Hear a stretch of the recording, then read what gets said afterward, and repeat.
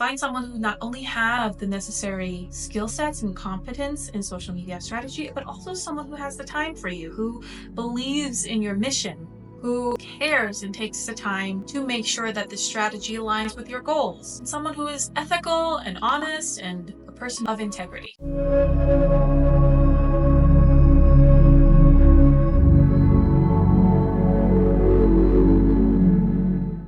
My name is Josephine Ting. I'm a social media strategist, connecting patients to healers through social media so that more people like me with chronic illnesses can get the healing they truly need. Top signs of a bad social media managers for holistic health practitioners. These are the people that give us a bad name. Just like with every industry, in the holistic health industry as well, these are the hooligans that give us social media managers a bad name. So here's some red flags for all holistic healers to take notice when you're trying to find your social media manager. Number one is someone who overuses jargon without clarity. All the big, difficult words like ROIs and SEOs and evergreen content and conversion metrics. Things that, unless you're in the marketing industry or you've dabbled into it quite a lot, or else you wouldn't understand. Now, experts who really do understand what they do are able to explain it and simplify it for you. If the social media manager that has been contacting you or you're talking to is using all of these big words without willing to explain what they actually mean to you, what that practically looks like for your business, either they're not really experts and they don't even really understand themselves, or they're trying to trick you into buying their services just out of sounding like they know what they're doing when they probably don't. A good social media manager who's competent is able to educate and clarify things for you, is able to explain things for you rather than confuse you. Second red flag is to not have a verifiable portfolio. An experienced social media manager would proudly show you their portfolio, the results and analytics, the results that they've created with their existing clients, the beautiful templates and posts that they've created, how many people that has reached, how that has changed the brand, how that has changed and impacted, and how that has positively impacted their clients. A transparent portfolio is able to give you an idea of how good they are at their job, whether or not they are capable and competent with their skill sets as they say they are, and to give you a reference on whether or not they can replicate a success for you and your accounts. So if a social media manager doesn't have a portfolio, they either don't have the experience that they keep saying that they may have, which then you can still hire them, but you shouldn't be hiring them in an above market range. Third red flag is inconsistent pricing. So when it comes to social media specifically, there tends to be extremely high or suspiciously low fees are things to watch out for, because they do tend to reflect the quality and consistency of the work. And that connects to the point about portfolio. When you're looking at how much you should be paying for a social media manager, look at their experience, look at the clients and accounts that they have managed, look at the analytics and metrics. Oh, ever since that they took over the account, what are the changes to the posts? Have there been more followers? Have there been more link clicks to your website? What changed? Have they created a viral video for you?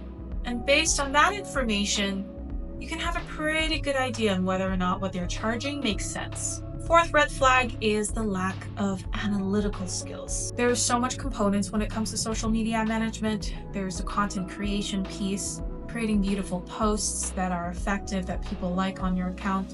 There is the management piece where they're engaging with your followers, making sure everything is running the way that they're supposed to be run. And then there's also the analytics piece, where the social media manager is supposed to go in to have a look at the analytics, make sure that the strategy for social media is effective after a month, and then make any adjustments and adaptations based on the results of the analytics. So when you're interviewing someone, for example, ask them about their approach to performance metrics.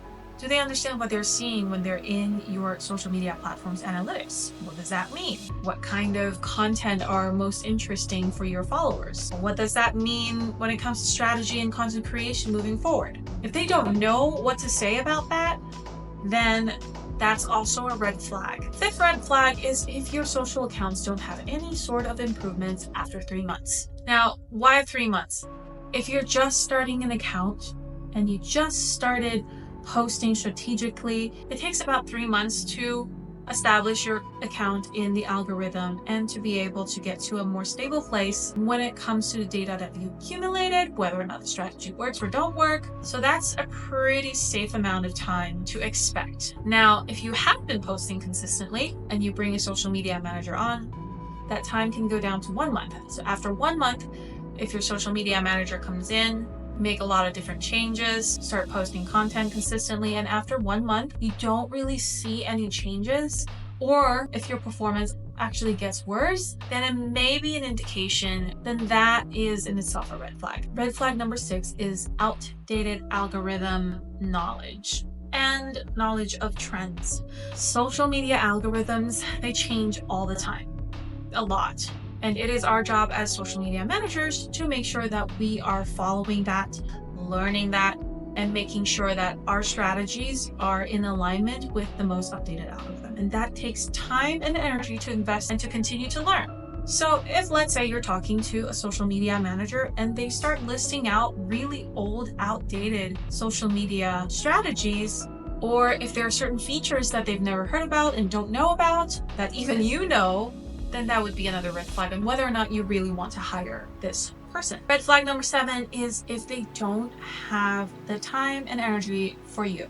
The effectiveness of your social media platforms are going to highly depend on the strategies that's very tailored to you and your business goals. This requires your social media manager to really understand your goals and what you're looking for in order to develop a strategy that is best for you. So if, let's say that you are incredibly busy and you don't have time to write weekly blog posts, and your social media manager is telling you that, well, if you don't write blog posts and I can't create content from it, then that's not someone who is suitable for you and might not be the best fit. So be aware of these red flags and really take the time to interview and talk to your potential social media managers.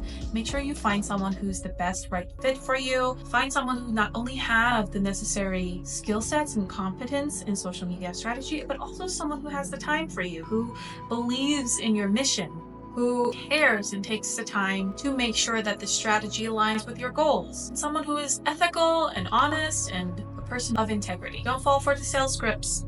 Find someone who is honest, and you'll be good to go. We call out all healers to spread their messages through the power of social media.